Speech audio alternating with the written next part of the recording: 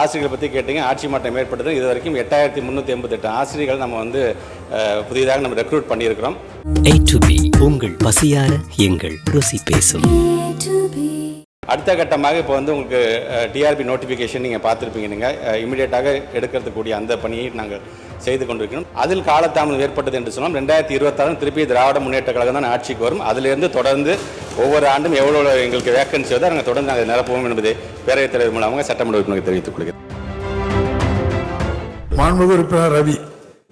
மாண்புமிகு பேரவைத் தலைவர் அவர்களே, எங்களுடைய அரக்கோணம் நகரத்திலே உள்ள முழுநேர கிளை நூலகம், அந்த முழுநேர கிளை நூலகம் சுமார் 70 வருடத்திற்கு முன்பு துவங்கப்பட்டது.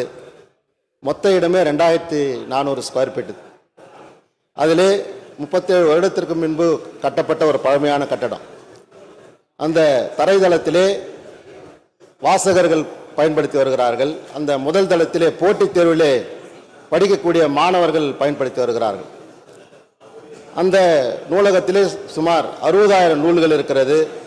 கிட்டத்தட்ட 8000க்கும் மேற்பட்ட உறுப்பினர்கள் அந்த நூலகத்திலே படித்து கொண்டிருக்கிறார்கள். இப்போது ஒரு அரசாணை வந்திருக்கிறது.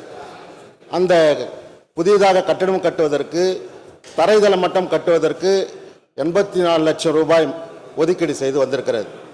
ஆனால் 2 தளத்திலே, கீழ் தளத்திலே வாசகர், மேல் தளத்திலே போட்டித் தேர்வு மாணவர்கள் படித்து கொண்டிருந்தார்கள்.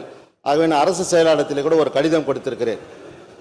நீங்கள் 3 மாடியாக கட்டித்தர வேண்டும். அந்த நூலகத்தை நவீன நூலகமாக தரம் வைத்து தர வேண்டும். அந்த நவீன நூலகம் வாசகர் படிக்கும் நாளிதழ் பிரிவு, நூல் வழங்கும் பிரிவு, கணினி பிரிவு, போட்டித் தேர்வு மாணவர்களுக்கு நவீன அறை என்று கூடுதலாக நிதி ஒதுக்கி கட்டித்தர வேண்டும். தரைதளம் மட்டும் கட்டி கொடுத்தால் வாசகர்களும் பாதிக்கப்படுவார்கள், மாணவர்களும் போட்டித் தேர்வு எழுத மாணவர்களும் பாதிக்கப்படுவார்கள்.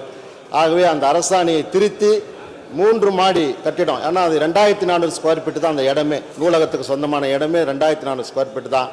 ஆகவே 3 மாடி கட்டி அந்த கிளை முழுநேர கிளை நூலகத்தை நவீன நூலமாக, டிஜிட்டல் லைப்ரரியாக மாற்றித் தரும்படி முன்வரார் என்பதை தாங்கள் வாயிலாக கேட்டுக்கொண்டு, நேரத்திலே அதோடு 2024 நியமன தேர்விலே தேர்ச்சி பெற்ற இடைநிலை ஆசிரியர்களுக்கு மறு நியமன தேர்வு நடத்தாமல் முதல்வரின் 110 விதியின் கீழ் சிறப்பு ஆணை பிறப்பித்து 14,000க்கும் மேற்பட்ட காலி பணியிடங்களை உள்ள நிலையில் அதை நிரப்ப அரசு முன்வருமா? பின்னடைவு காலி பணியிடங்கள் 2025 உள்ள நிலையில் அதனையும் நிரப்ப முன்வருமா? 2475 காலி பணியிடங்கள் நிரப்பப்பட்ட நிலையில் கூடுதல் பணியிடங்கள் நிரப்பப்படுமா என்பதை அமைச்சரிடம் கேட்டார். அமைச்சர் மாண்புமிகு பேரவைத் மானிய கோரிக்கையில பேசுறமா பேசி முடிச்சுட்டாங்க. மாண்புமிகு சட்டமன்ற உறுப்பினர் அவர்கள் கேட்டது போல இப்போ அவருடைய தொகுதியில் மட்டும் பார்த்தீங்கன்னா கிட்டத்தட்ட 14 வகையான நூலகங்கள் செயல்பட்டு கொண்டிருக்கின்றது. இப்போ அவர் கேட்டிருக்க மாதிரி இப்போ ரீசெண்டாக ஒரு மாண்புமிகு தமிழ்நாட்டு முதலமைச்சர் ஒரு 30 கோடி ரூபாய் ஒதுக்கீடு செய்யப்பட்டு ஒரு 30 நூலகங்கள், அது பிறகு 125 நூலகங்கள் என்று கிட்டத்தட்ட 155 நூலகங்களுக்கு தேவைப்படுகின்ற கட்டிடங்கள் வசதிக்கெல்லாம் இப்போ பணம் ஒதுக்கீடு செய்யப்பட்டிருக்கின்றது.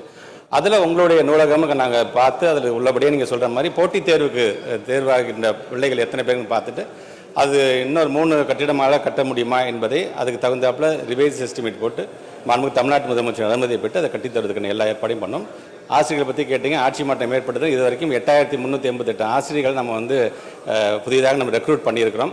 அடுத்த கட்டமாக இப்போ வந்து உங்களுக்கு டிஆர்பி நோட்டிஃபிகேஷன் நீங்கள் பார்த்துருப்பீங்க. நீங்கள் இமீடியட்டாக எடுக்கிறதுக்கூடிய அந்த பணியை நாங்கள் செய்து கொண்டிருக்கிறோம். தமிழ்நாடு முதலமைச்சர் சொன்னது மாதிரி 2026க்குள்ளாக எவ்வளோ அட் த மேக்ஸிமம் அரசு ஊழியர்களில் இருக்கக்கூடிய எங்களுடைய ஆசிரியர் பெருமக்கள் அதிகம் எவ்வளோ பேர் ரெக்ரூட் பண்ண முடியுமோ அதை கண்டிப்பாக ரெக்ரூட் பண்ணோம்.